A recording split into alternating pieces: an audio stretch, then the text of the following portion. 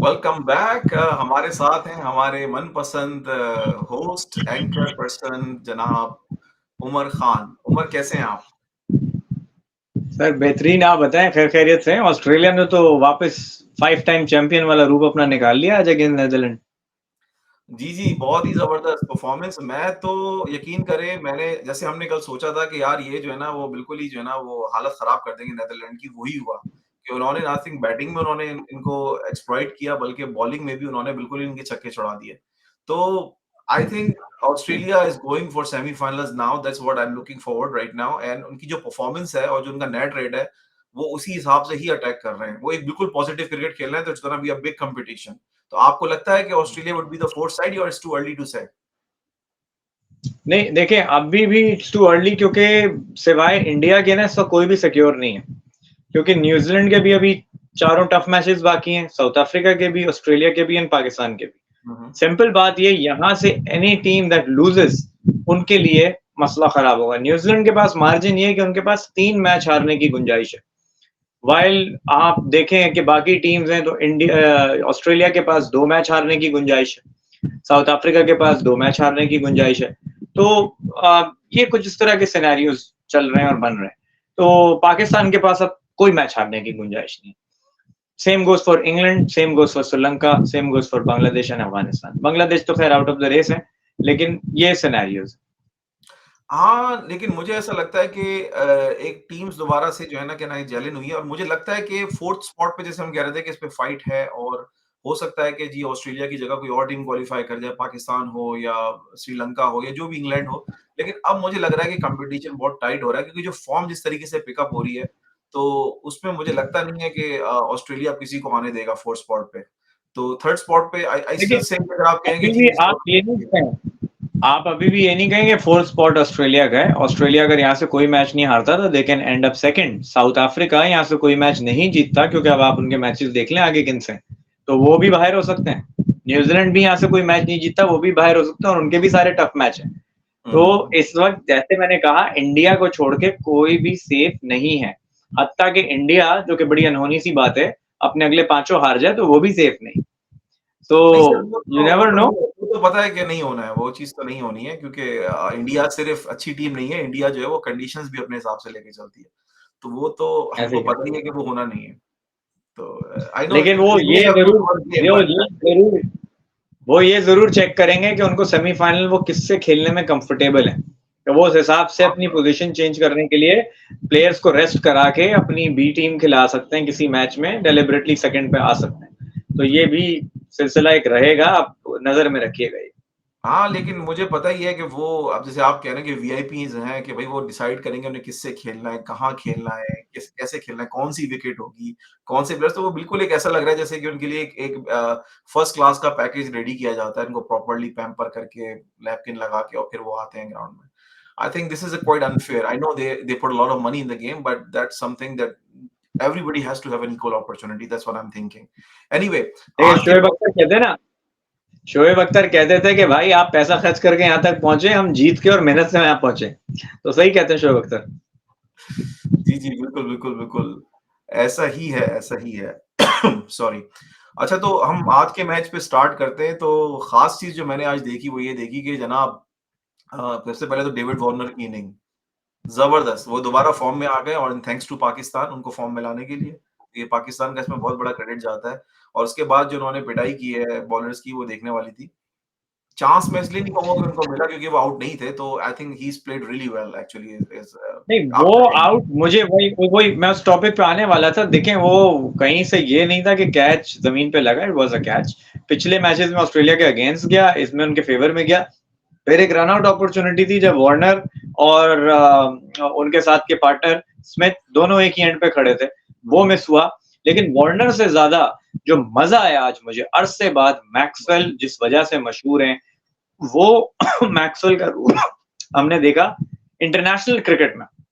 40 ball पे 100 किया Maxwell ने। एंड आई डोंट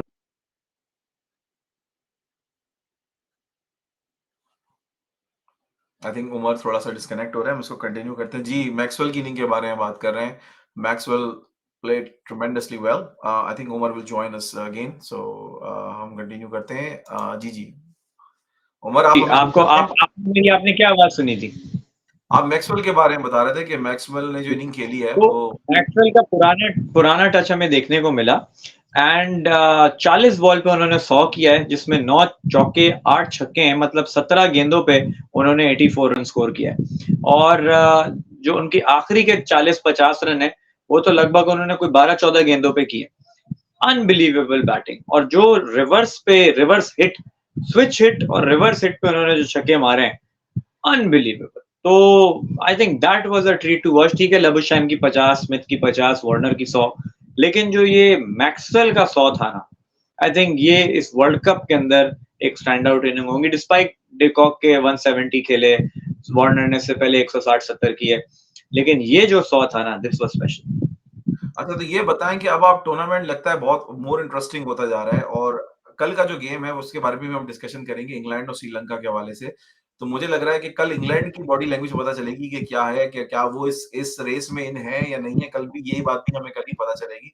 चलिए मैच की तरफ वापस आते हैं। मैं इम्पोर्टेंट बात चीज़ डिस्कस करना चाह रहा था आपसे, वो डिस्कस करना चाह रहा था innings of the Netherlands basically. I think Netherland जो है वो completely shattered bye them. I think कोई चांस नहीं लगा उनको मैच जीतने का और वो बिल्कुल ही बॉलिंग के हिसाब से अगर आप देखें आप उनकी तो पूरी टीम ने उनको 98 रन्स पे ढेर कर दिया। तो 300 रन की विक्ट्री 90, 90 रन सॉरी 90, 90 सॉरी 90 बड़ा मशहूर, कराची के अंदर बड़ा मशहूर है ये 90 नंबर। बिल्कुल, बिल्कुल, बिल्कुल। तो 3 30 यानी आप कह रहे हैं इसकी कि 300 रन की है अप्रॉक्सिमेटली 300 रन्स की victory it's a very big victory. और मैं एक हुँ। सवाल आपसे पूछना चाह रहा था कि जिस तरीके से अब रन बन रहा है, जैसे साउथ अफ्रीका बना रहा है या जैसे ऑस्ट्रेलिया बना रहा है, क्या इतने रन चेज़ हो सकते हैं? क्या 399 चेज़ हो सकता है? या that's too much to chase? भाई शुरुआत साउथ अफ्रीका ने की थी, और उस वक़्त की थी जब ये रन रेयर थे। 2006 में 434 चेस किया था साउथ अफ्रीका ने, जिस वक़्त कोई तसव्वुर नहीं कर सकता था कि 400 रन वनडे में बन भी सकते हैं। अब तो we are seeing 400 on a regular basis modern day cricket में। तो बात ये नहीं है कि we will be surprised to see these runs getting chased. We have seen 434 chase हुआ, 380, 400 ये चेस होते हैं, हो सकते हैं। जब 2 कांटेदार टीमें आमने-सामने आएँ तो ये रन बिल्कुल चेस होंगे। तो क्रिकेट है, जब तक रिजल्ट क्लियर ना हो जाए तब तक यू कांट से एनीथिंग। और ये जो आगे मैचेस आएंगे, जो खास तौर पे ऑस्ट्रेलिया न्यूजीलैंड आपको देखने को मिलेगा, इंग्लैंड इंडिया आपको देखने को मिलेगा। न्यूजीलैंड का जो जितने मैचेस रिमेनिंग है, या इंग्लैंड का जो समझ लें कि उससे साउथ अफ्रीका के साथ डिसअपॉइंटिंग रहा, लेकिन दीगर मैचेस में you will see some spark. So अब असली वर्ल्ड कप यहाँ से शुरू हुआ है, जहाँ हर मैच की सिग्निफिकेंस है, चाहे वो वीक टीम हो या तगड़ी टीम हो, every match counts from here on. नहीं, नहीं, बिल्कुल आप ठीक कह रहे हैं कि every match counts from here और मुझे लगता है कि अब मुकाबला और कांटेदार होने जा रहा है और आगे जो है वो इस तरीके से होगी फाइट के matches will be more close क्योंकि जो अच्छी टीमें हैं वो ऑब्वियसली बात है कि अब ज़्यादा करीब आने वाली हैं फाइट के लिए।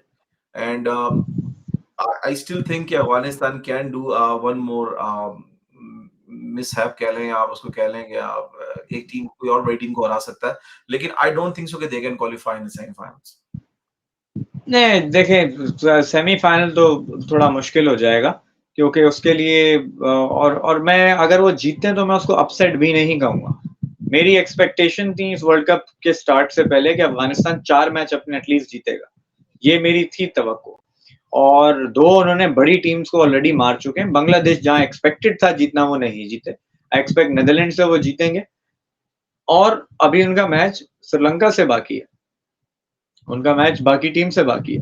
तो I think they will they have plenty of surprises up their sleeves, और यू नेवर नो, अगर वो नीदरलैंड श्रीलंका को मारने के बाद न्यूजीलैंड ऑस्ट्रेलिया में से किसी एक को मार देते हैं तो they have a chance with 10 points. So अभी भी I won't count them out, क्योंकि मुझे लगता है कि चौथी टीम जो क्वालिफाई होगी वो 10 पॉइंट पे होगी। अच्छा, अच्छा, अच्छा, अच्छा। जी, जी, जी। अच्छा ये बताएँ पहले कि हमारे एक और फ्रेंड भी जॉइन करना चाह रहे हैं। श मैं उनको फिर नेक्स्ट वाले एपिसोड में लेता हूँ। अगर आप का मुझे पता है कि आपकी मसरूफ़ियत है, मैं आप मैं जानता हूँ। ये चाहूँगा मैं ये चाहूँगा आपसे कि हम इधर रैप करें और नेक्स्ट एपिसोड आप एक्सक्लूसिव करें हमारे दूसरे गेस्ट के साथ, because he has plenty of surprises for our viewers. अलबत्ता मैं जाने से पहले कल के मैच की अपनी ऑब्जर्वेशन देता हूँ एंड आई बिलीव कि श्रीलंका का मिडल ऑर्डर फेल होता जा रहा है। उनकी बॉलिंग में इंजरी है, उनका कप्तान इंजर्ड है, तो सारी मुसीबतें एक साथ श्रीलंका पे आ गई हैं और वो जो एक एशिया कप के फाइनल की फिटकार आई है, वो उन्होंने कैरी फॉरवर्ड किया है इस वर्ल्ड कप में। आई थिंक इंग्लैंड सिर्फ़ और सिर्फ़ वो अपने एक ही क्रिकेट वो खेलते हैं, वो बदतमीज़ी की क्रिकेट है, हमने वर्ल्ड कप स्टार्ट होने से पहले कहा था। लेकिन उस बदतमीज़ी में थोड़ा-सा तमीज़ का टीका लगाना पड़ेगा, otherwise England will keep on falling. Unluckiness England की ये रही कि उनको 2 मैचेज़ ऐसे मिले जहाँ विकेटें बहुत बर्बाद थी, खराब थी।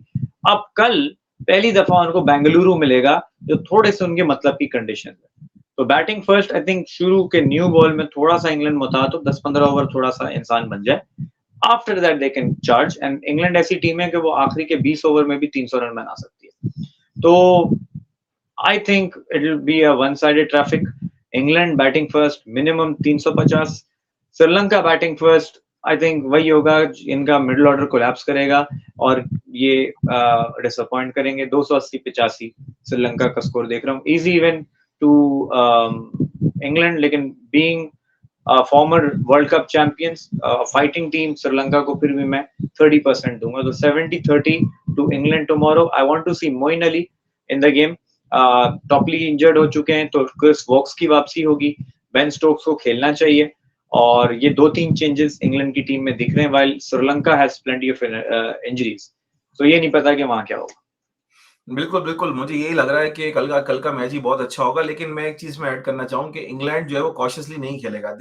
अब बात जो है वो उस विनिंग की नहीं है, अब बात ये है कि अच्छी विनिंग की है, क्योंकि सबको दिख रहा है कि ये चीज़ नेट रेट पे आके कोलैप्स करेगी एट द एंड, और 4 बड़े कंटेंडर जो है वो चल ही रहे हैं इसके अंदर टूर्नामेंट में। इंग्लैंड को है, पाकिस्तान है और डिफरेंट टीम्स जिनसे फाइट बैक करनी है। तो I think England will play positive cricket. हाँ, Ben Stokes is the key, he has to stay in the game and he has to play an anchor inning for the whole match, और may be जो root जिसे आप कहें। तो इन दोनों में से कोई एक प्लेयर है जिसको सेंसिबली खेलना पड़ेगा, but I think rest of the players will go for strike. But देखते हैं कल कंडीशंस कैसी होती हैं और श्रीलंका कैसे बॉलिंग करता है, तो होप फॉर द बेस्ट। चलिए उमर, अगर एग्जिट लेना चाह रहे हैं तो हम आपको खुदाफिज कहते हैं, और गाइस प्लीज स्टे ऑन। हम नेक्स्ट मैच में हम थॉरली डिस्कस करेंगे श्रीलंका वर्सेस इंग्लैंड का मैच, और हमारे साथ एक नए गेस्ट भी होंगे इंशाल्लाह, तो उनके साथ हम कंटिन्यू करेंगे। उमर, फिर इंशाल्लाह आपसे कल मुलाकात होती है। Thanks for your time again and see you guys बस नेक्स्ट एपिसोड। जब तक के लिए अल्लाह हाफिज। पाकिस्तान जिंदाबाद।